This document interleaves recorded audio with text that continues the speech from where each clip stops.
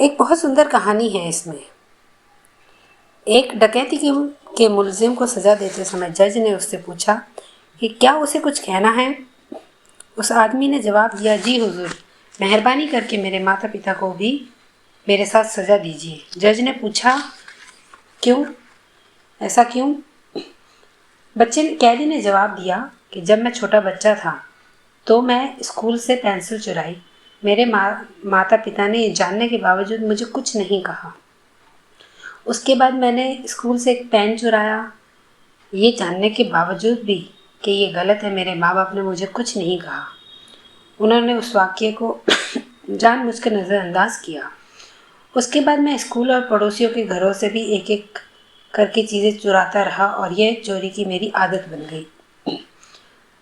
परंतु मेरे माँ बाप ने मुझे कुछ नहीं कहा। तो आज मैं जैसा भी हूँ, जो भी हूँ, मेरे माँ बाप की वजह से हूँ। तो मेरे माँ बाप को भी मेरे साथ सज़ा सुनाई जाए।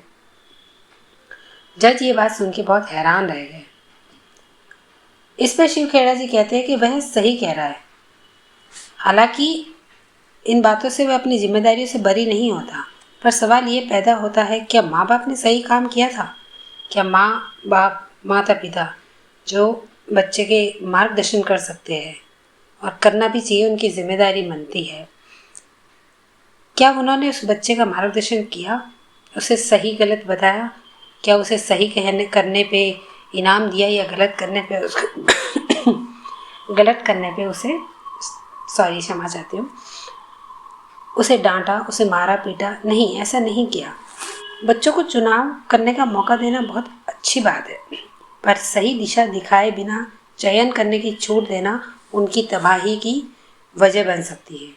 शरीर और मन की पूरी तैयारी बिना त्याग और अनुशासन के संभव ही नहीं है। जितने भी माँ बाप होते हैं वो बच्चों को उतना टाइम देते नहीं हैं। बच्चों से लेना बहुत कुछ चाहते हैं। बच्चों को खाली पैदा करके और रोटी कपड़ा मकान दे देना कोई बड़ी बात नहीं है। बच्चों की परवरिश में माँ बाप कदम कदम पर उनके साथ खड़े रहते हैं। उनको सही गलत अगर उन्हें पता है, पहली बात तो आपको माता पिता बनना ही तब चाहिए जब आपको सही गलत की समझ हो। अगर आप खुद अभी बचपने में हैं, चाहे आप 40 साल के भी हो, पर अगर आपको समझ नहीं है तो आप एक ऐसे इंसान को दुनिया में ले आएंगे जिसको आप गढ़ नहीं पाएंगे, जिसको आप कोई आकार नहीं दे पाएंगे। और एक बेरूप सा बदरंग सा एक शख्सियत जब संसार में आएगी तो वो संसार को क्या देगी? कुछ भी नहीं दे पाएगी। खुद भी परेशान, दूसरों को भी परेशान करेंगी। इसलिए माता पिता बनने से पहले समझदारी आनी बहुत ज़रूरी है। शिव खेड़ा जी कहते हैं कि माँ बाप एक हफ्ते में बच्चों के साथ काम की बातचीत पर तकरीबन सिर्फ 15 मिनट का ही वक्त देते हैं। बाकी समय उन्हें छोड़ देते हैं अपने साथियों और टीवी के साथ। जो नैतिक मूल्य उन्हें माँ बाप से मिलने चाहिए थे, वे उन्हें मन चाहे ढंग से इकट्ठे करने के लिए छोड़ देते हैं।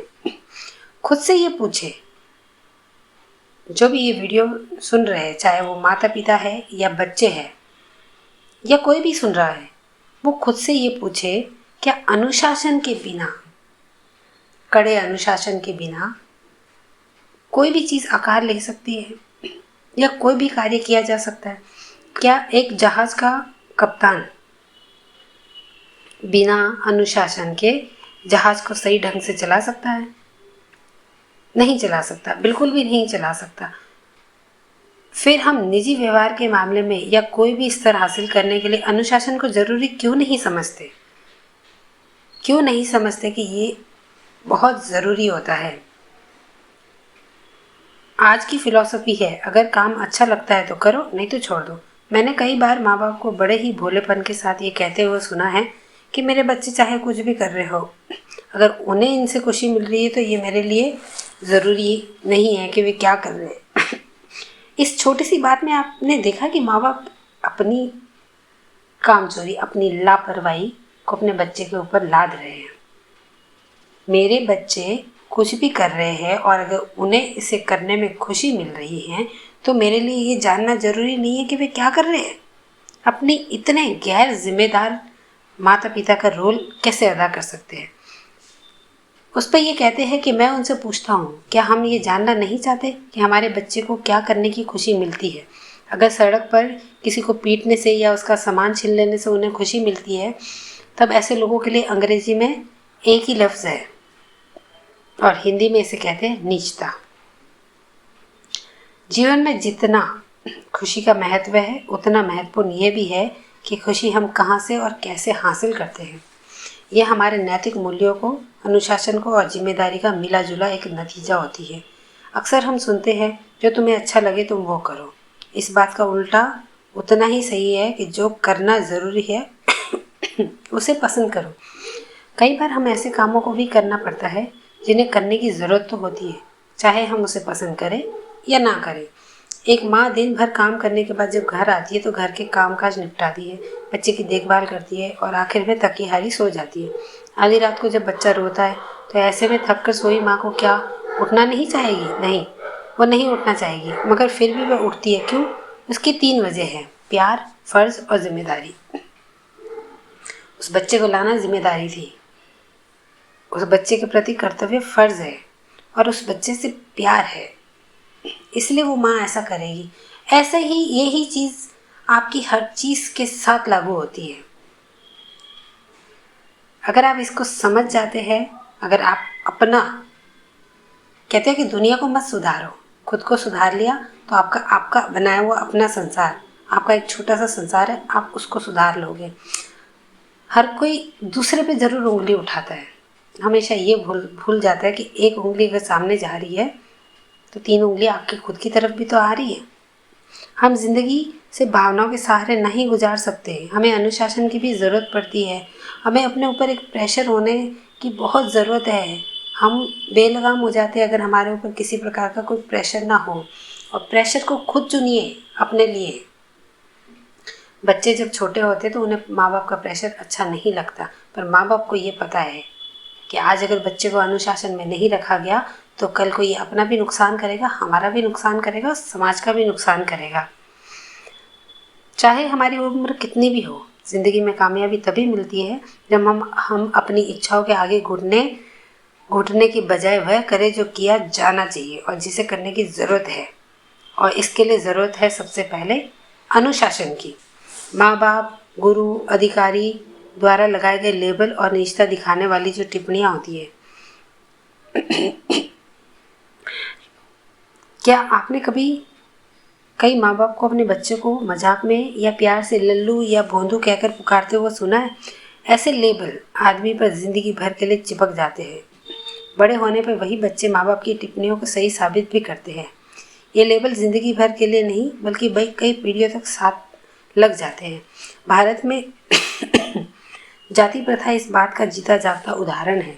लेबल लग जाना कितना तकलीफदायक हो सकता है। ऊंची जाति, नीची जाति, ये बातें सिर्फ लेबल तक नहीं है तो और क्या है। सिर्फ लेबल ही नहीं है तो और क्या है। आमतौर पर माता पिता अपने बच्चों पर इस तरह के लेबल लगाते हैं: तुम तो डंप हो, भोंदू हो, तुम कोई भी काम सही ढंग से नहीं कर सकते, तुम जिंदगी में कुछ नहीं कर सकते। ऐसा बोल के आप अपने बच्चे के दिमाग में ये चीज़ों को बिठा देते हैं कि वो भोंदू है, वो कोई काम सही ढंग से नहीं कर सकता। उसे सिखाए कि तुम ये काम सही ढंग से कर सकते हो पर तुमने किया नहीं।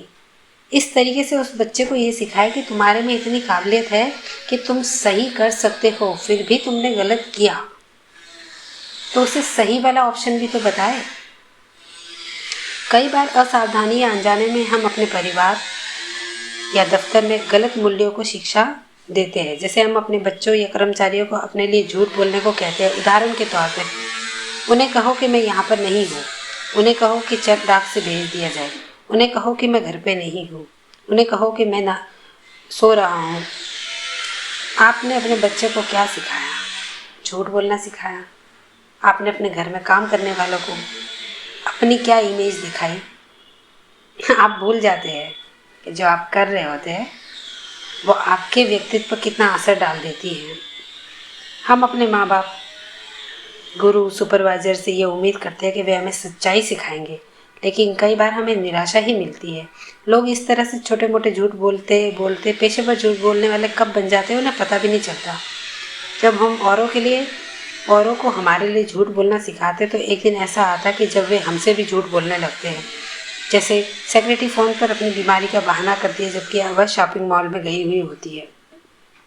हो सकता है उसके बॉस ने उसके लिए इसके झूठ बोलने के लिए इतनी प्रैक्टिस कराई हो कि इसमें एक्सपर्ट होकर वह उसी झूठ को बोल रही है। इससे पहले वह उसके लिए झूठ बोलती थी, अब वह उसी से ही झूठ बोलती है।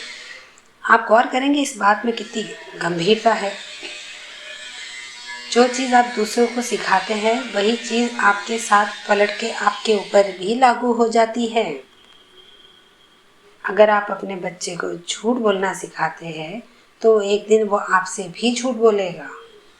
अगर आप अपने बच्चे को गलत करने पे टोकते नहीं हैं तो वो एक दिन आपके साथ भी गलत करेगा। इस बात को समझिए। अपने बच्चे को अगर जैसा आप चाहते हैं वो बने तो उसके लिए कहते हैं माँ बाप जो होते हैं ना वो कुम्हार होते हैं और बच्चे वो घड़ा होते हैं। माँ बाप उनको एक आकार दे रहे होते हैं। उनको कब तपाना है, कब उसको धूप देनी है, कब आँच देनी है, कितना पानी देना है, सब कुछ माँ बाप के ऊपर जिम्मेदारी होती है। और फिर वो बच्चा एक सुंदर घड़े के रूप में एक आकार लेता है। अब ये आप पे डिपेंड करता है कि आप एक बेसुरा मिट्टी का लोंदा समाज को दे रहे हैं तो उससे आप भी कभी पानी नहीं पी पाएंगे। और अगर आपने बच्चे को एक सुंदर मटके का आकार दे दिया है तो वो अपनी भी प्यास बुझाएगा, वो आपकी भी प्यास बुझाएगा और वो समाज की भी प्यास बुझाएगा। और उसके हिस्से में आएगी ढेर सारी दुआएं, ढेर सारी प्रशंसाएं, कदम कदम पे साथ देने वाले लोग। धोखा देने वाले लोग कभी नहीं टकराएंगे। वो इतना खूबसूरत उसका आकार हो चुका होगा, इतना खूबसूरत उसका व्यक्तित्व हो चुका होगा कि वो बेमिसाल होगा। फिर तो सभी अपने अपने कर्तव्य को निभाए ना। आजकल सिंगल मदर सिंगल फादर वाला दौर है। अकेली माँ बच्चों को पाल रही होती है, अकेला बाप माँ बच्चों को पाल रहा होता है। अरे आप अकेले ही काफ़ी है। अगर किसी कारणवश अगर आप अकेले बच्चे को पाल रहे हैं तो आप माता पिता दोनों ही बन के पाल सकते हैं। कहाँ बच्चे के साथ सख्त रहना है, कहाँ बच्चे के साथ नरम रहना है, कहाँ उसे प्यार करना है, कहाँ उसे डांटना है, और हो सके ज़रूरत पड़े तो मारने की तो उसे मारना भी पड़े तो मारना चाहिए। हिचकिचाना नहीं चाहिए, डरना नहीं चाहिए कि बच्चा कुछ कर लेगा। क्योंकि अगर आप आज डर रहे कि बच्चा कुछ कर लेगा तो यही बच्चा बड़ा होकर कुछ कर लेगा। अगर बच्चा आज आप ये सोचते हैं कि हमारा बच्चा घर से भाग जाएगा, कुछ गलत कदम उठा लेगा, इस डर से अगर आप बच्चे को कुछ नहीं कहते तो वो बच्चा कल भाग जाएगा, थोड़ा बड़ा होकर भाग जाएगा। इससे अच्छा उसे आकार दीजिए, उसे समझाए कि जिस तरीके से समझा सकते हैं उस तरीके से समझाए। धन्यवाद, आपने मुझे सुना। और मेरी पूरी कोशिश है कि मैं और अच्छी बातें शिव खेड़ा साहब की आपके सामने रखूं, आपको बताऊं, ताकि आप उसे अपने जीवन पे लागू करें, खुशहाल रहें, हंसते रहें, मुस्कुराते रहें। और हाँ, वीडियो अच्छी लगे तो लाइक करें, ना अच्छी लगे तो डिसलाइक करें।